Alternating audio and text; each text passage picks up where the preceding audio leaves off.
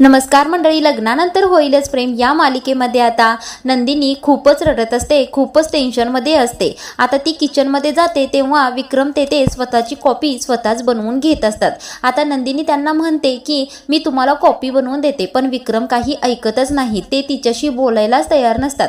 आता नंदिनी खूपच रडत असते, विनंती करत असते की बाबा तुम्ही जीवांना माफ करा, इथून पुढे आता चुकणार नाहीत, मी तुमची माफी मागते वाटल्यास। आता विक्रम काही केल्याने ऐकतच नाही।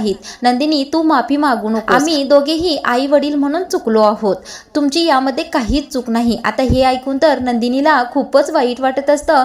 ती म्हणत असते बाबा असं काही तुम्ही बोलू नका, प्लीज मी तुम्हाला विनंती करते, तुम्ही गैरसमज निर्माण करून घेऊ नका। आता हे दोघे बोलतच असतात, तेवढ्यातच मानिनी तेथे येते। आता मानिनी तेथे आल्यानंतर विक्रम तेथून निघून जातात। आता मानिनीला पाहून नंदिनी खूपच रडायला लागते। आता मानिनीच्या गळ्यात पडूनच नंदिनी रडत असते। आता मानिनी मात्र नंदिनीवर चिडत नाही, उलट तिला आधार देते। नंदिनी तू रडू नको, तू काळजी करू नकोस, असं तिच्या डोळ्यातील पाणी पुसतच मानिनी म्हणते। आता नंदिनी मानिनीला म्हणत असते आई तुम्ही बाबांना सांगा ना जीवांना माफ करायला। त्यावेळेला मानिनी म्हणते अगं हो मी त्यांच्याशी बोलले आहे, पण ते ऐकतील असं मला वाटत नाही ग, कारण जीवाने खूपच मोठी चूक केली आहे, त्यांना दुखावलं आहे। आता मानिनी सुद्धा नंदिनीला म्हणत असते नंदिनी यामध्ये जीवाची चूक नाही, तर आई वडील म्हणून आम्ही दोघे चुकलो, आम्ही त्याच्याकडे लक्षच दिलं नाही की तो काय करत आहे, आणि सासू म्हणून देखील मी चुकले आहे। त्यावेळेला नंदिनी म्हणते आई तुम्ही तर असं बोलू नका प्लीज।